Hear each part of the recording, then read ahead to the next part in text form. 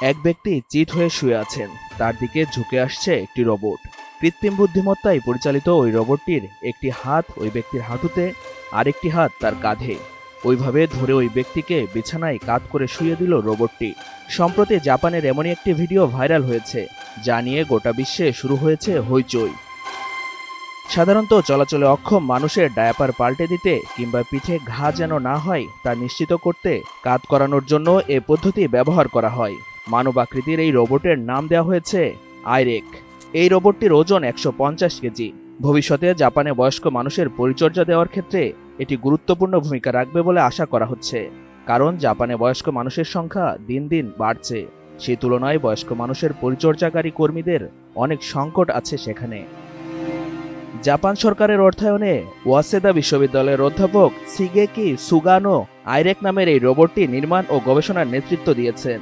সুগানো বলেন, চিকিৎসা কাজ, বয়স্কদের যত্ন নেওয়া সহ মানুষের দৈনন্দিন জীবনের নানা কাজে রোবটটি সহায়ক হবে।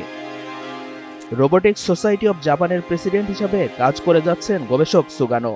তিনি আরও বলেন, মানবাকৃতির রোবটগুলো বিশ্বজুড়ে তৈরি হচ্ছে, তবে সরাসরি মানুষের সঙ্গে এগুলোকে যোগাযোগ করতে দেখা যায় না। এগুলো শুধু ঘরবাড়ির কাজ করে কিংবা কারখানার কিছু কাজ করে। সুগানোর তৈরি আইরেক রোবটটি একজন ব্যক্তিকে বসাতে, মোজা পরাতে, কাপড় ভাঁজ করাতে এবং বাড়ির অন্যান্য দরকারি কাজে সাহায্য করতে সক্ষম। তবে সুগানোর ধারণা ২০৩০ সালের আগে সেবা ও চিকিৎসার কাজে ব্যবহারের জন্য এই রোবট পুরোপুরিভাবে তৈরি হয়ে উঠবে না। প্রাথমিকভাবে এর খরচ হবে কমপক্ষে ১ কোটি ইয়েন, যা $৬৭,০০০ সমান।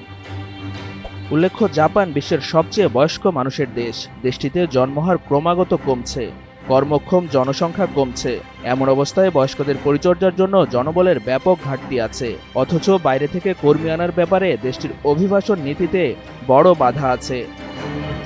দেশটিতে ১৯৪৭ থেকে ৪৯ সালে যে প্রজন্মটি জন্মেছিল তাদের সবারই বয়স গত বছর ৭৫ হয়ে গেছে। দেশটিতে বয়স্ক মানুষের সেবাদানকারীর আকাল রয়েছে। জাপানের স্বাস্থ্য মন্ত্রণালয়ের তথ্য অনুসারে ২০২৪ সালে জাপানে টানা নবম বছরের মতো শিশু জন্মহার কমেছে। জন্মহার ৫% কমে ৭,২০,৯৮৮-তে পৌঁছেছে, যা রেকর্ড সর্বনিম্ন। ফলে জাপানে বয়স্ক মানুষের সংখ্যা দিন দিন বাড়ছেই।